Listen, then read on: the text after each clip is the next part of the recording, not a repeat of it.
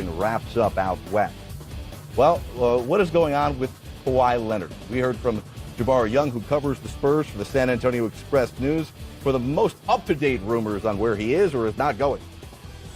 I think as long as Kawhi Leonard is in the San Antonio Spurs' property, he's under contract. As long as he hasn't been traded yet, there's always some hope that things can be repaired. Obviously, he's probably being kept, in the loop as far as what the Spurs are going to probably be trying to do in regards to trying to trade him, which he's requested. But at the same time, they're also sending signals like, listen, we still want to work this out. So if we get down to the wire and all of a sudden, Kawhi, you have a change of heart, let's sit down, let's talk, let's try to work it out.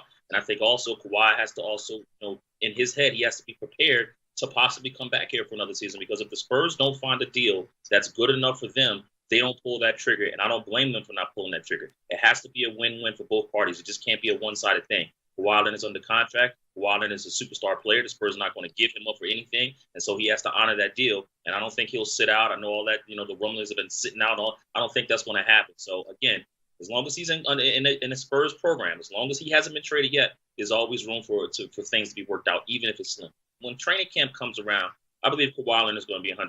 Again, I don't see him sitting out. I don't think he'll use that tactic to do that. It will diminish his value significantly, and he understands that. So I don't think that's the case at all, unless the injury is that bad again. And then if it's that bad, then also you diminish your value, and also people start to look at this and say, wait a minute, maybe the Spurs were smart to not give him that max contract. Maybe the people were smart to not give up all these assets. So again, I don't think Kawhi uses that. I think he will be 100% come training camp with any team that he's with. All right, thanks to Jabari Young again from the San Antonio Express News. Billy King, Greg Anthony. We talked earlier in the show on whether you believe the Lakers should provide that Godfather-type offer to the Spurs in exchange for Kawhi Leonard. But what about teams in the Eastern Conference? Now that LeBron, who has dominated the East for 8 straight years going to the finals, GA, what about Boston? What about Philly? Teams who haven't made big moves. They've had to make some minor moves here in the first couple of days of free agency. Should they be pretty aggressive? I would be. Listen, I think if you're Boston, it's not just about being the favorites to win the East. You want to have a chance to actually win it. Mm-hmm. And as much as you love their young talent, to assume that they're good enough to win it, I think would be a bit of fool's gold. I love Jason Tatum and Jaylen Brown, but they're not at the level of Kawhi Leonard. And I just think if you could make a deal to get Kawhi Leonard, if you're the Celtics or the Sixers, you now get yourself to a point where you could potentially win it all. And that's why I think those two teams should be in that mix. Well, I think the Celtics, I think Danny Ainge believes that they are good enough to compete with Golden State. So he's thinking, getting Gordon Hayward back, getting Kyrie back, that they're going to be okay.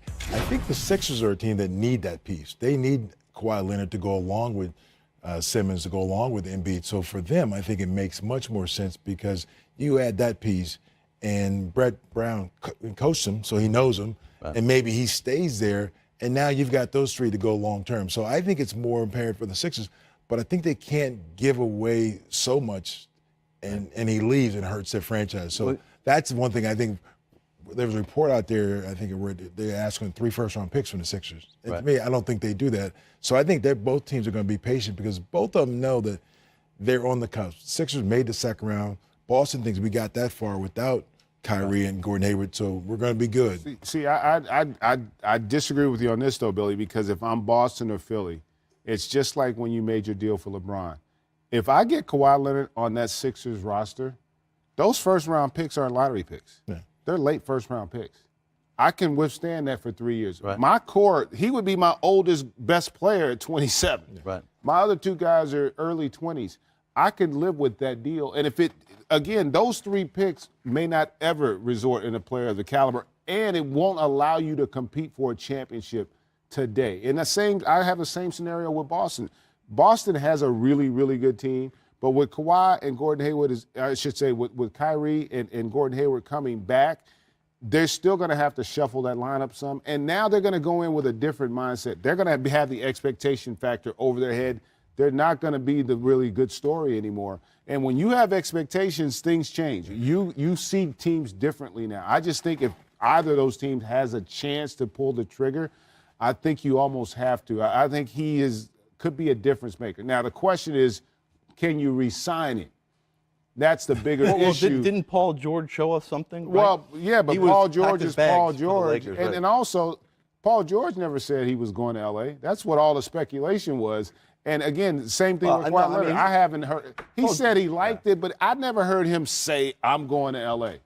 I never heard that. But he said his dream was to play in L.A., right? And But also, I think the difference is Oklahoma City was a team that, they had been winning for a long time. So the culture was already set of a team that had been to the But doesn't a final. team like Boston have to believe in their culture to say that if we give up a lot to get Kawhi, we can use these 12 months as a recruiting pitch as opposed to maybe one phone call in free agency? Yeah, but I think Boston feels they've got all these pieces there, so they don't have. The Sixers, on the other hand, to give up 3 picks, and also you're going to give up some players. Sarge and like that. So to me, that's a lot, especially if you know he's not going to stay.